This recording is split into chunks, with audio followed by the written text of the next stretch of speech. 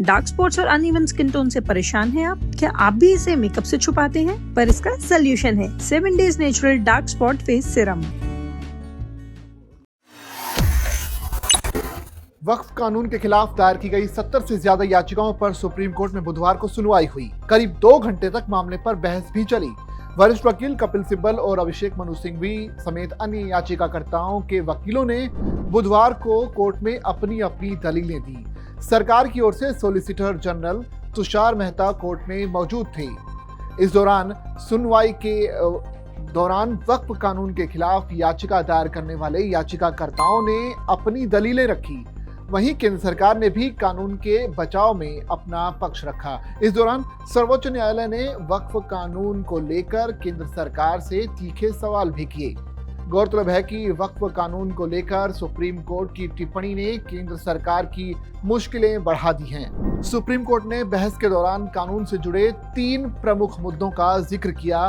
पहला है वक्फ by user का मुद्दा, दूसरा है वो प्रावधान जिसमें उन संपत्तियों को वक्फ नहीं माना जाएगा अगर उस पर सरकारी जमीन होने का दावा किया जाता है, और तीसरा प्रावधान है वक्फ काउंसिल और वक्फ बोर्ड में गैर मुस्लिम सदस्यों की प्रधानता।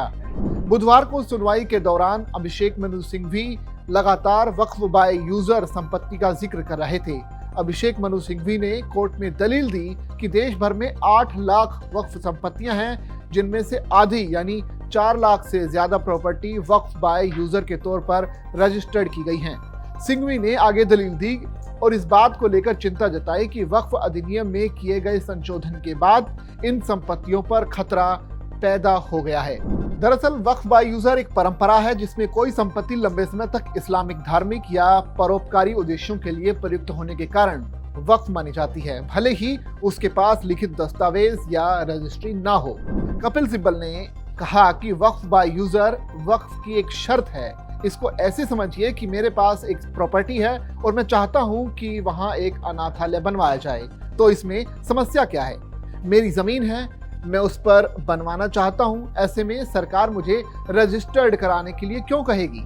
बता दें कि नए कानून के तहत अगर जिला कलेक्टर किसी संपत्ति को सरकारी जमीन के रूप में पहचानता है तो वो वक्फ संपत्ति नहीं मानी जाएगी जब तक कि कोर्ट इसका अंतिम फैसला ना दे।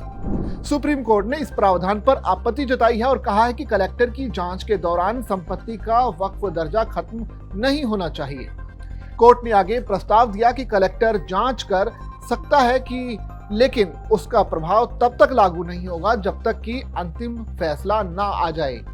दरअसल नए कानून में वक्फ बोर्ड और केंद्रीय वक्फ काउंसिल में गैर मुस्लिम सदस्यों को शामिल करने का प्रावधान है, जिसे कोर्ट ने धार्मिक स्वायत्तता के खिलाफ माना है। कोर्ट ने केंद्र सरकार से सवाल पूछा कि क्या आप हिंदू धार्मिक ट्रस्टों में मुस्लिम सदस्यों को शामिल करने की अनुमति दे सकते हैं।